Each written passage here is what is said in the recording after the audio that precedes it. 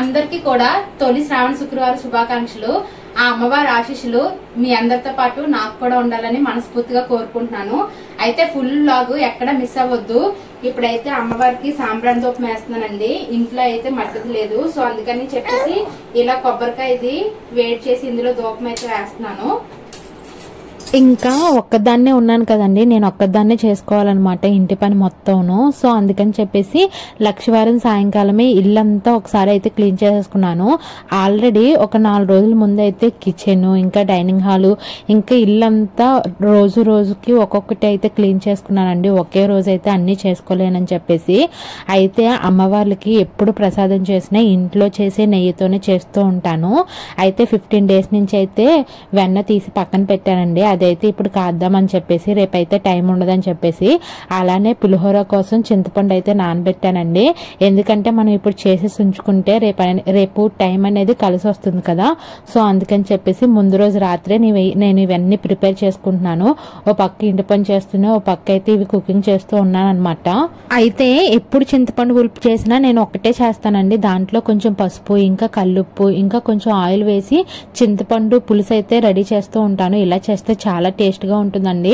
ఇది ఇలా ఎవరైనా చేయకపోతే ఒకసారి ట్రై చేయండి. అయితే ఓ పక్క నెయ్యి, ఇంకా ఓ పక్కేమో చింతపండు పులుపు పెట్టాను. అయితే మా రియోగాడు అప్పుడే వచ్చాడు అనమాట. ఇంకా వాళ్ళ మావి లేరు కదా, సో అందుకని చెప్పేసి నా దగ్గరే అలా కాలు పట్టుకుని నుంచుంటున్నాడు. ఆడికి అప్పుడే నడవడం కూడా వచ్చేసింది. అయితే ఇంకా నెయ్యి కూడా మరుగుతుందండి. చాలా మంది నెయ్యికి చాలా పెద్ద ప్రాసెస్ చేస్తారు కదా, నేనైతే అలా కాదు, డైరెక్ట్ గానే బటన్ తీసుకొని ఇలా మరిగించుకుంటాను. మంచిగానే ఉంటుందండి, నెయ్యి కూడా చాలా సువాసనగా వస్తుంది. అయితే చింతపండు పులుపు కోసం తీసిన వేస్ట్ చింతపండు అయితే పాడేయకుండా ఇలా పూజ సామాన్లు క్లీన్ చేయడానికి అయితే యూజ్ చేస్తానండి. నాకు దగ్గర 20 మినిట్స్ అయితే పట్టింది. నెయ్యి అనేది దగ్గర అయ్యే కొద్దీ మంచి సువాసన అయితే ఇల్లంతా వస్తుందండి, చాలా బాగుంటుంది. నేను ఎప్పుడు నెయ్యి ప్రిపేర్ చేసినా ఇదే విధంగా ప్రిపేర్ చేస్తూ ఉంటాను. యాక్చువల్లీ నేను ఈ చిన్న గిన్నె సరిపోతుందేమో అనుకున్నాను, అయితే ఇది ఫుల్ అయిపోయింది అనమాట.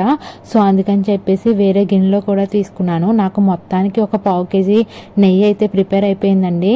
కేవలం ఇలా నెయ్యి ప్రిపేర్ చేసి అమ్మవారికి ప్రసాదం చేసినప్పుడు యూజ్ చేస్తూ ఉంటాను.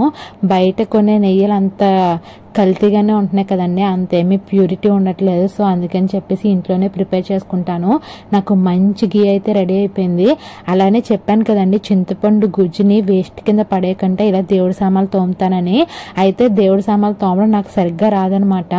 చాలాసేపు చింతపండుని అలా ప్లేటుకుంచేస్తే చూసారు కదా ఎంత చక్కగా వచ్చేసిందో. మనకి తోమే అంత అవసరం కూడా లేదు, ఈజీగా అయితే రాగి పైన ఉన్న వేస్ట్ అంతా కూడా క్లీన్ అయిపోయింది. ఆ తర్వాత గ్యాస్ స్టవ్, ఇంకా కౌంటర్ టాప్స్, ఇంకా వెనకున్న టైల్స్ ఇవన్నీ కూడా క్లీన్ చేసుకున్నాను అనమాట. పెద్దగా పని అయితే ఉండదండి, ఎందుకంటే ఎవ్రీడే కుకింగ్ చేసిన తర్వాత ఎవ్రీడే నేనైతే క్లీన్ చేసుకుంటూ ఉంటాను. అయితే చాలా మందికి తెలియని విషయం ఏంటంటే, మనం బాగానే ఉంటాము కానీ మన చుట్టూ ఉన్న వాళ్ళు మన ఇంటి మీద మన మీద ఏడుస్తూనే ఉంటారు. సో అందుకని చెప్పేసి ఇల్లు క్లీన్ చేసేటప్పుడు నీటిలో కొంచెం కల్లుప్పు, ఇంకా పసుపు, మనం వాడే డిటర్జెంట్స్ అవి వేసుకొని మనం ఇల్లు అయితే తడిగుడ్డు పెట్టుకుంటే నెగిటివ్ ఎనర్జీ పోయి పాజిటివ్ ఎనర్జీ అయితే వస్తుందండి.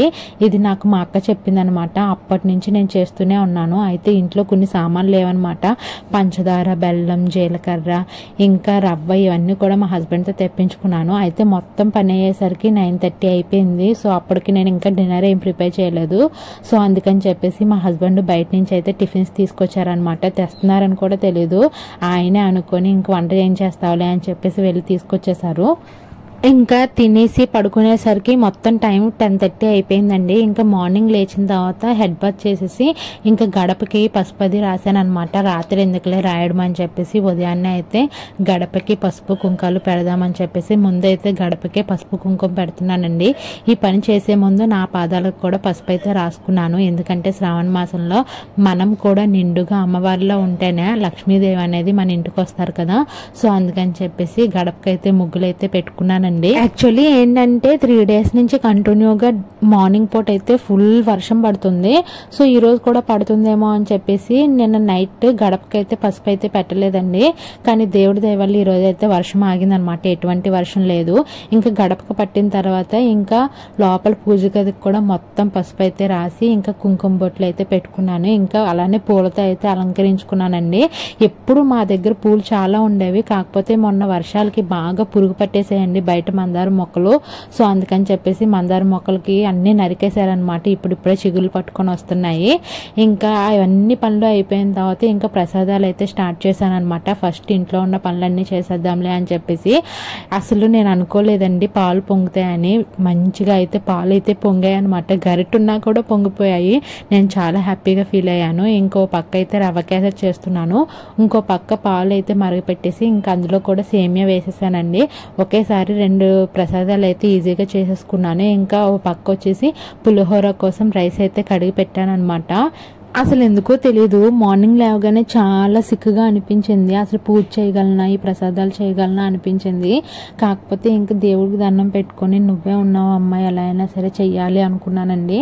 ఇంకా లేచి ఒక అరగంట కూర్చున్న తర్వాత కొంచెం నీరసం అయితే తగ్గింది. సో అప్పుడైతే ఈ ప్రిపరేషన్స్ అన్నీ స్టార్ట్ చేశాను. ఎప్పుడు ఎక్కువ మోతాదులో చేసేదాన్ని, ఈసారి కొంచెం కొంచెంగా అయితే ఫినిష్ చేస్తాను. ఇంకా ఆల్మోస్ట్ అన్ని నైవేద్యాలు హాఫ్ అన్ అవర్లో అయితే ఫినిష్ చేసుకున్నానండి. నెక్స్ట్ వీక్ వ్రతం చేసుకునే వాళ్ళకి ఎట్ ఏ టైం ఒకేసారి అయితే ఇలా ఈజీగా చేసుకోండి. అలానే మన ఛానల్లో 11 రకాల నైవేద్యాలు 1 అవర్లో ఎలా చేసుకోవాలో కూడా వీడియో పెట్టానండి. ఇంట్రెస్ట్ ఉన్న వాళ్ళు ఒకసారి చెక్ చేయండి. ఫైనల్గా ప్రసాదాలు అయితే రెడీ అయిపోయాయి. మా హస్బెండ్ అయితే ఉదయాన్నే డ్యూటీకి వెళ్ళిపోయారండి. ఎప్పుడు కూడా ఆయన ఉండి ఏదో కొంచెం హెల్ప్ చేసేవాళ్ళు. ఈసారి అది కూడా లేదనమాట. ఇంకా మొత్తం అన్ని నేనే చేసుకున్నాను నెమ్మదిగా అనమాట. ఇంకా అయిపోయిన తర్వాత దేవుడికి అయితే నైవేద్యాలు అయితే పెడుతున్నానండి. అయితే నా దగ్గర ఉండే వెండి సామాన్లు ఇప్పుడైతే లేవన్నమాట. కొన్ని కారణాల వల్ల వేరే దగ్గర ఉండాల్సి వచ్చింది. సో అందుకని చెప్పేసి దేవుడికి ఎప్పుడు మనం ఎంగిల్ చేసిన దాంతో పెట్టకూడదండి. సో ఇంకా నా దగ్గర ఈ ప్లాస్టిక్ బౌల్స్ ఉన్నాయి. సో అందుకని చెప్పేసి అందులో వేసి పెట్టేశాను. ఎప్పుడు కూడా వెండి గిన్నెల్లో పెట్టేదాన్ని, అలాంటిది ఈసారి ప్లాస్టిక్ గిన్నెల్లో పెట్టేసరికి నాకు చాలా బాధ అనిపించింది. అయితే మరి ఏం చేస్తాం, ఇంకా తప్పదు కదా. ఇంకా అలానే బాధపడుతూనే దేవుడికి అయితే పూజ చేసుకున్నానండి. కానీ పూజ చేసుకున్నప్పుడు మాత్రం ఎటువంటి బాధ లేకుండా ప్రశాంతంగా అయితే చేసుకున్నాను. పూజ కూడా చాలా బాగా జరిగింది. అయితే కరెక్ట్గా పూజ చేసే టైంకి మా రియోగాడు వచ్చాడండి. మొత్తం అంతా బాగానే ఉంది, అప్పటి వరకు బాగానే ఉన్నాడు. ఇంకా హారతి ఇచ్చేటప్పుడు ఒకటే గుక్క పెట్టాడనమాట. ఇంకా నార్మల్గా గుక్క పెట్టలేదు. వాడికి ఆ సౌండ్ భయం వేసి ఏంటో గుక్క పట్టి అలా ఏడుస్తూనే ఉన్నాడు. సర్లే అని చెప్పేసి మా హస్బెండ్ అయితే బయటికి తీసుకెళ్లారనమాట. మొత్తానికి అమ్మవారికి అయితే హారతితో నా పూజ అయితే కంప్లీట్ చేసుకున్నాను. చాలా ప్రశాంతంగా జరిగింది. చాలా హ్యాపీగా ఫీల్ అయ్యాను. మీలో ఎంతమంది ఈరోజు వరలక్ష్మి వ్రతం చేసుకున్నారో కామెంట్ చేయండి. అలానే మన ఛానల్ని ఫస్ట్ టైం చూసినట్లయితే ప్లీజ్ సబ్స్క్రైబ్ చేసుకొని ఫాలో అవుతూ ఉండండి. ఎప్పుడు పూజ చేసినా ఒకటే అనుకుంటాను, ధూపం కూడా వేస్తే బాగుంటుంది అని చెప్పేసి. కాకపోతే ఇంట్లో బొగ్గులు లేవు, ఆ ధూపం వేసే గిన్నె కూడా లేదండి. సో అందుకని చెప్పేసి ఇంకెప్పుడు వేయలేదనమాట. కాకపోతే నిన్న ఒక ఆంటీ ఇలా ఒక కొబ్బరి మట్టని స్టవ్ మీద కాల్చి దానిపైన ఇలా ధూపం అయితే వేశారనమాట, సాంబ్రాన్ని వేసి. సో ఆంటీని చూసి నేను కూడా అదే ఫాలో అయ్యాను. ఇందాక ఆంటీ దగ్గరికి వెళ్ళి కొబ్బరి చెప్పు అయితే తీసుకొచ్చాను. ఇంకా మొత్తం ఇల్లంతా కూడా సాంబ్రాన్ ధూపం అయితే వేసాను. అదేంటో తెలీదు, సాంబ్రాన్ ధూపం ఇల్లంతా వేస్తే ఒక పాజిటివ్ ఎనర్జీ వస్తుంది కదా. సో పూజ అంతా అయిపోయిన తర్వాత దేవుడికి మనస్ఫూర్తిగా అయితే దండం పెట్టుకున్నానండి. అయితే రియోగాడు ఏడవడం ఆపాడనమాట. సర్లే ఏడవడం ఆపాడు కదా అని చెప్పేసి వాడికి బొట్టు పెడదామని చూస్తే అల్లల్లాడిపోయాడు. ఇంకా అలానే దేవుడికి జేజి చేయమంటే ఇంకా అక్కడ ఉండే హారతి దీపాలు ఇవన్నీ చూసి వాడికి భయంగా అనిపించింది. ఏంటో మళ్ళీ ఏడుపు అయితే స్టార్ట్ చేశాడు. ఇంకా ఏడ్చినా విడిచిపెట్టాం కదా, వాడికైతే అమ్మవారి దీవెనలు అయితే అందించేశాను అనమాట. సో వాడానికి శ్రావణ మాసంలో మొదటి శుక్రవారం పూజ అయితే మంచిగా జరిగిందండి. వచ్చే వారం వ్రతం చేయాలనుకుంటున్నాను. మీ అందరి సపోర్ట్ నాకు కావాలి. మీరందరూ కూడా బ్లెస్ చేయండి మంచిగా వ్రతం చేసుకోవాలని. సో మొత్తానికి పూజ అయితే అయిపోయిందండి, చాలా బాగా జరిగింది. అయితే ఇప్పుడు మా ఫ్రెండ్స్ కోసం అయితే ప్రసాదాలు పెడుతున్నాను. ఎప్పుడు చేసినా మీరే తినేస్తారు ఇన్ని ప్రసాదాలు అంటారు కదా, అలా ఏం లేదండి, మా ఫ్రెండ్స్ కి కూడా ఇస్తూ ఉంటాను. సో ఇప్పుడైతే మా ఫ్రెండ్స్ కి పంపించడానికి ఇవన్నీ పెడుతున్నాను. 5 రకాల ప్రసాదాలు అయితే చేశానండి. పులిహోర, ఇంకా పాయసం, కేసరి, దద్దోజని, ఇంకా చక్కెర పొంగలి అనమాట. ఈ రోజు మీ ఇంట్లో పూజ ఎలా జరిగిందో కామెంట్ చేయండి. మన ఛానల్ ని సబ్స్క్రైబ్ చేసుకొని ఫాలో అవ్వండి. And thank you for watching. Bye bye.